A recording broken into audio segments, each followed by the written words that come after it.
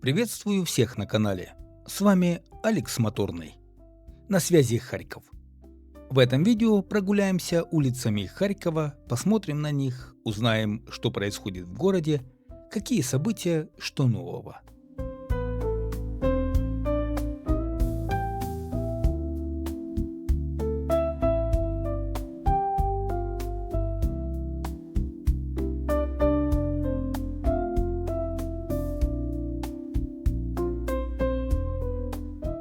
В Харькове установилась теплая погода, а буквально пару дней назад выпал первый снег, от которого теперь не осталось и следа. Возле известного всем харьковчанам дома с градусником высадили деревья. Точное название я не знаю, но похоже это сосна итальянская черная. Такую сосну часто высаживают в городах как декоративное дерево. На мой взгляд, таких деревьев в Харькове еще не было. Это часть программы по озеленению города. Надеюсь, что деревья приживутся.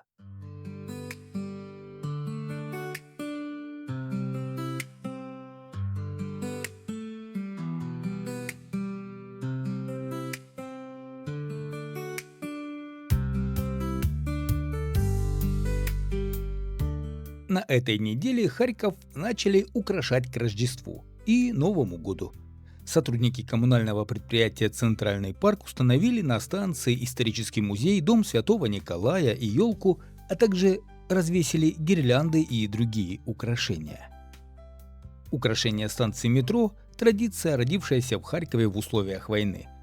Рабочие Центрального парка и метрополитена работают по ночам, используя декор, который до войны украшал наши аллеи и парки.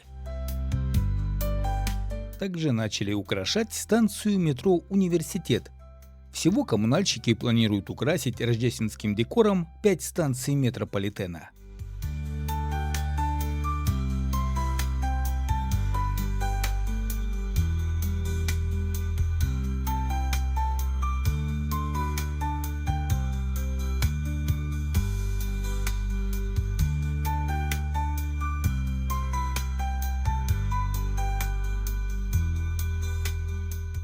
Улицы Харькова и витрины магазинов также наряжаются и украшаются праздничным новогодним декором.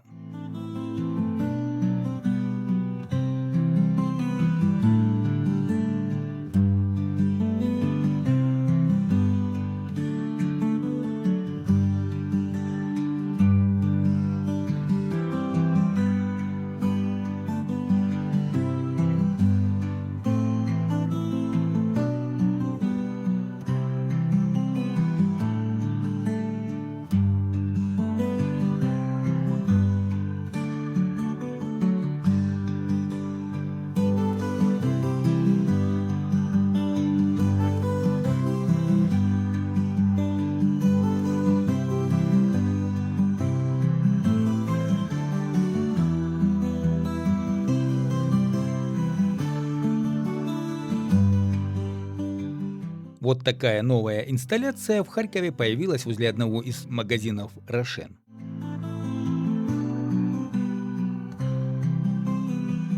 Вот так проходит минута молчания в Харькове по погибшим защитникам и защитницам Украины в результате российского вторжения.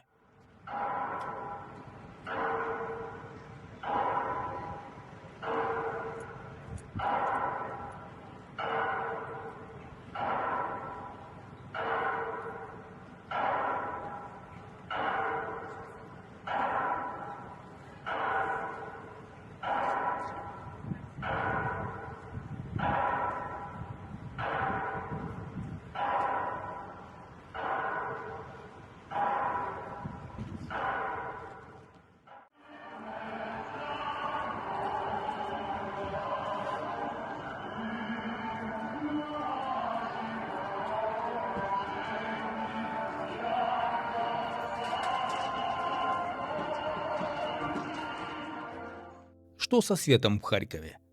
В самом Харькове свет есть, а вот в области с электроснабжением большие проблемы. В области свет отключает по 10-12 часов в сутки, при этом не по графику, а как придется. И это еще немного, если сравнивать с другими регионами Украины. Почему в Харькове нет отключений, а в области есть? В Харькове не проводят плановые отключения света от облэнерго, поскольку город входит в 20-километровую прифронтовую зону, которую нельзя обесточивать. Существуют соответствующие распоряжения и документы. 20-километровую зону у линии фронта не отключают от электроснабжения. Харьков как раз находится в этой зоне.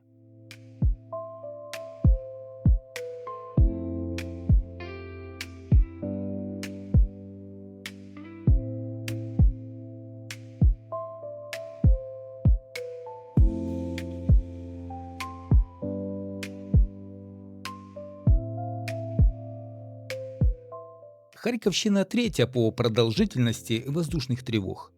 С начала 2025 года в Харьковской области зафиксировали 1268 сигналов воздушной тревоги общей продолжительностью 2549 часов. Впереди только Донецкая и Сумская области. Даже если кажется, что регион более спокойный, игнорировать сирены опасно. Каждая тревога может сигнализировать о реальной угрозе.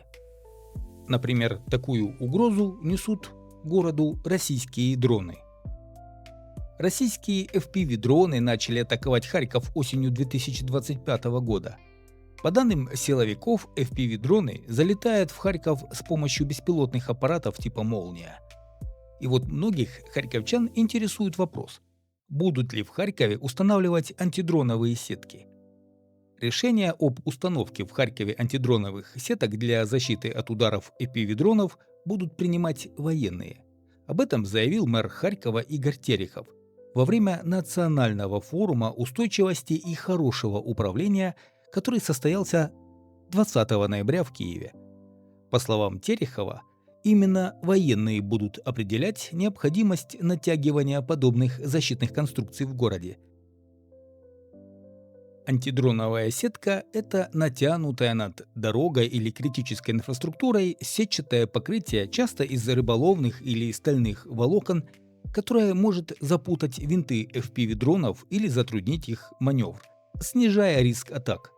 В Украине такие сетки уже активно устанавливают на дорогах в приграничных регионах, например, на трассах Сумской области, также антидроновые сетки уже установлены в Херсоне. Пользуясь случаем, друзья, я приглашаю вас подписаться на мой второй YouTube-канал «Моторный лайф», на котором я также показываю город Харьков, его улицы, достопримечательности и даже рассказываю новости. Так что обязательно подпишитесь на оба мои каналы, и на тот, и на этот, чтобы не пропустить интересные видео про Харьков и не только. На Клочковском спуске, по слухам и информации в соцсетях, к Новому году появятся подсвеченные фигуры животных. Под зоомостом уже готовят основу для инсталляций.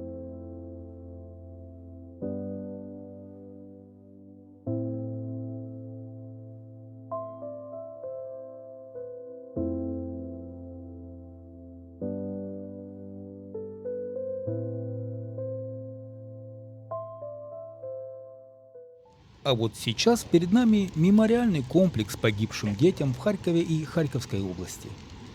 Его открыли в 2023 году в саду Шевченко. И вот в этом году, 2025, мемориальный комплекс получил дополнение – композицию из гранитных детских кубиков, на которых написаны имена погибших детей во время этой войны.